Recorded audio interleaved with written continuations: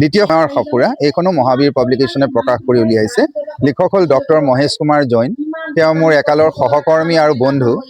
কিতাপখন দেখি মই বৰ আপ্লুত হৈছোঁ, কাৰণ কিতাপখন বিশেষকৈ নৱপ্ৰজন্মৰ বাবে এটি নতুন পোৱাৰ সন্ধানত। বৰ্তমানৰ আমাৰ যিটো জনজীৱন, আমাৰ যিটো ভোগবাদী যিটো জনজীৱন, কৰ্মব্যস্ত জনজীৱন, আমি কৰ্মব্যস্ত বুলি কওঁ, কিন্তু কিমান কৰ্মব্যস্ত।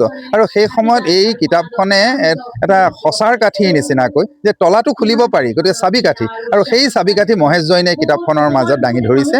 আৰু এই কিতাপখনে মই ভাবোঁ নতুনকৈ উঠি অহা ডেকা ল'ৰা ছোৱালীখিনিক যথেষ্ট উপকৃত কৰিব, উৎসাহিত কৰিব আৰু তেওঁলোকৰ জীৱনক প্ৰভাৱিত কৰিব।